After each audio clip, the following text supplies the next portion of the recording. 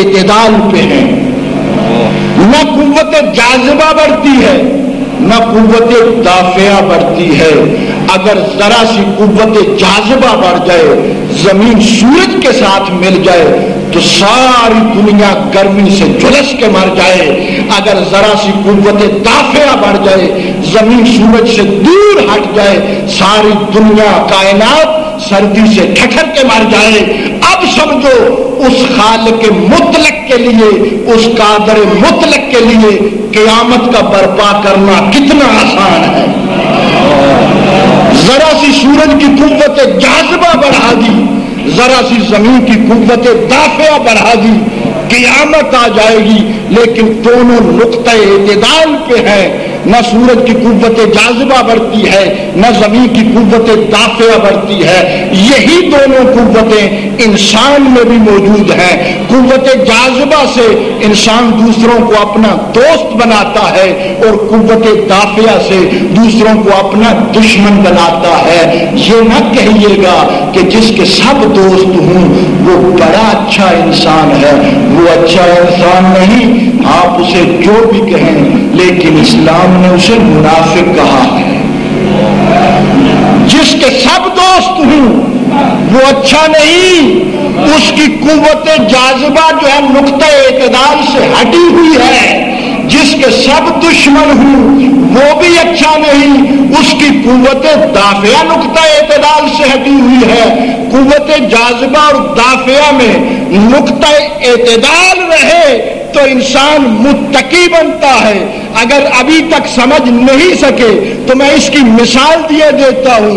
قوت جاذبہ اور دافعہ کا نقطہ اعتدال دیکھنا ہے تو میرے مولا علی کو دیکھو۔ علی کی قوت جاذبہ کا نام سلیمان ہے، ابو ذر ہے، مقداد ہے، عمار یاسر ہے، رشید ہے۔ علی کی قوت دافعہ یہ ہے کہ کسی بدکردار ماں کا بیٹا قیامت تک علی کا محب نہیں ہو سکتا۔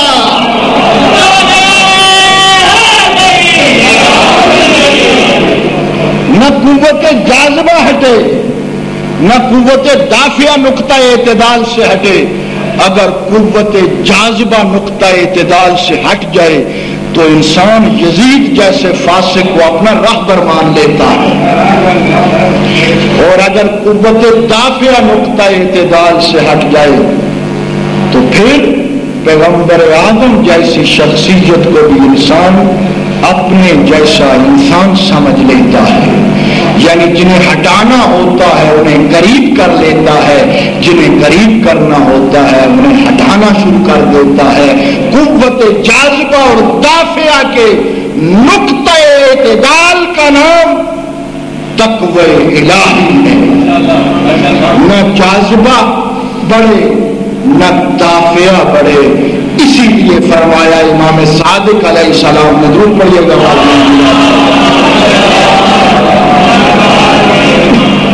جب پوچھا گیا مولا متقی اور یہ تقوی الہی کیا ہے، متقی کسے کہتے ہیں، بڑی جامع تعریف فرمائی ہے۔ فرمایا تقوی الہی یہ ہے کہ اللہ یفقدک اللہ حیث امرک ولا یراک حیث نہاک۔ تقوی الہی یہ ہے کہ جس جگہ پہ خدا تیرا وجود دیکھنا چاہتا ہے وہاں تو صف اول میں نظر آئے، اور جہاں خدا تمہیں غائب دیکھنا چاہتا ہے وہاں تمہیں نظر نہیں آنا چاہیے۔ جہاں خدا تمہیں دیکھنا چاہتا ہے صف اول میں نظر آؤ، جہاں نہیں دیکھنا چاہتا وہاں معدوم نظر آتا پھر متقی بنو گے، پھر جو ہے وہ تقوی الہی کی منزل حاصل ہوگی۔ دوستان گرامی قدر، خدا ہمیں کہاں دیکھنا چاہتا ہے؟ نماز کے اجتماع میں خدا ہمیں دیکھنا چاہتا ہے۔ اگر صف اول میں موجود ہوں، اگر مسجد میں موجود ہوں تو متقی کہلائیں گے۔ خدا ہمیں کہاں دیکھنا چاہتا ہے؟ ہر اس اجتماع میں جو اجتماع مذہب اور ملت کی ترقی اور عروج کا باعث بنے، خدا ہمیں اس مقام پہ دیکھنا چاہتا ہے جب ملت کی ترقی اور عروج کے اجتماعات سے رخ موڑ لیا جائے اور مسجدوں میں بیٹھ کے فقط اللہ اللہ کیا جائے، یہ شخص پرہیزگار تو ہو سکتا ہے لیکن متقی نہیں ہو سکتا، اس لیے کہ ہر وہ مقام جو ملت کی ترقی اور عروج کا باعث بنے، وہ اجتماع جس میں ملت کی تقویت ہو، ان اجتماع میں خدا تمہیں دیکھنا چاہتا ہے، وہاں موجود ہوگے تو متقی بنو گے، اور کہاں نہیں دیکھنا چاہتا، شراب کی محفل ہو تو خدا ہمیں نہیں دیکھنا چاہتا، وہاں ہمارا معذور ہونا موجود نہ ہونا خدا کے کاغذات میں ہمارے وجود کی دلیل بنے گی۔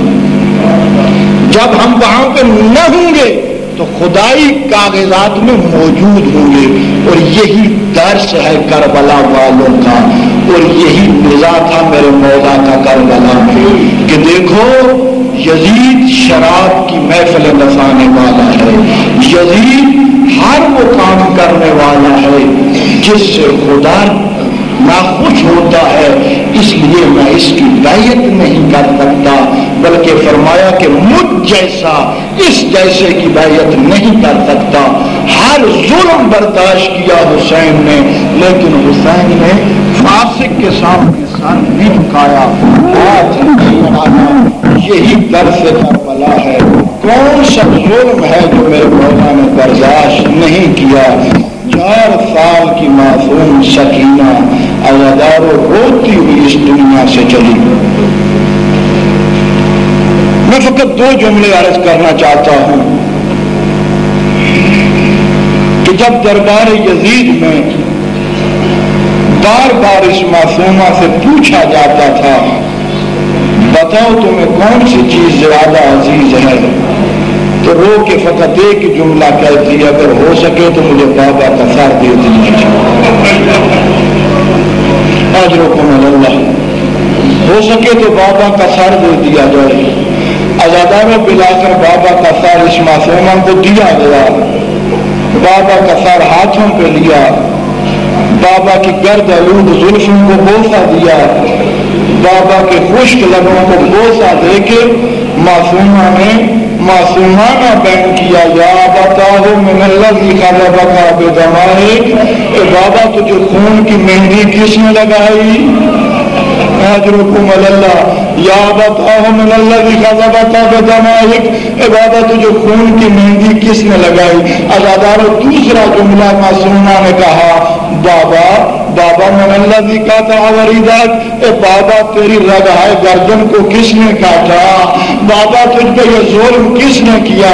عزادارو سنو گے تیسرا بیان، تیسرا جملہ ارشاد فرماتی ہیں بابا لیتنی کنت قبل ھذا اليوم یا، کاش اس دن سے پہلے سکینہ مر گئی ہوتی، نہ ہوتی سکینہ کی آنکھیں، نہ دیکھتی یہ منظر۔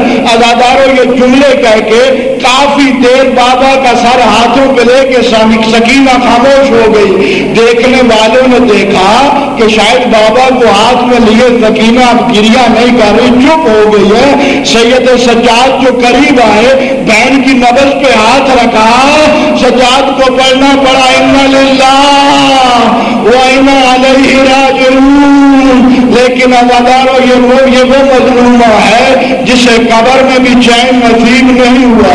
سید شرف الدین عالم شام ہے، وہ کہتے ہیں میں نے خواب میں دیکھا کہ ایک معصومہ ہے جو مجھے خواب میں کہتی ہے سید میری قبر کے ساتھ سے نالا گزر رہا ہے، مجھے یہاں سے اٹھاؤ، مجھے یہاں سے اٹھاؤ۔ یہ کہتے ہیں میں نے خواب سمجھا، دوسرے دن سو گیا، اب جو دوسرے دن سویا تو پھر خواب میں وہ معصومہ آئی، آ کے کہتی ہے سید میں نے تجھے کل بھی کہا تھا میری قبر کے ساتھ سے نالا گزر رہا ہے، مجھے یہاں سے اٹھاؤ۔ عزادارو یہ کہتے ہیں میں نے اسے پھر خواب سمجھا، اب جو تیسرے دن سویا وہ معصومہ مجھے جھڑک کے کہتی ہے سید میں پیاسے حسین کی بیٹی ہوں، میری قبر کے ساتھ سے پانی گزر رہا ہے، مجھے یہاں سے اٹھاؤ۔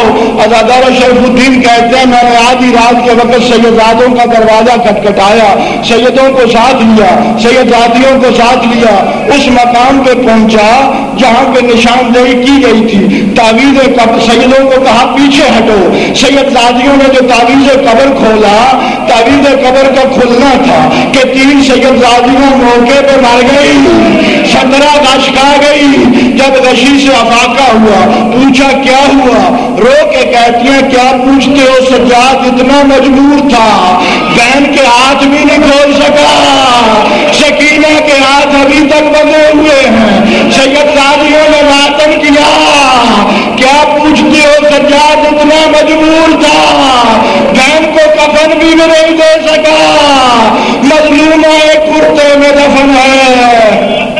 اللہ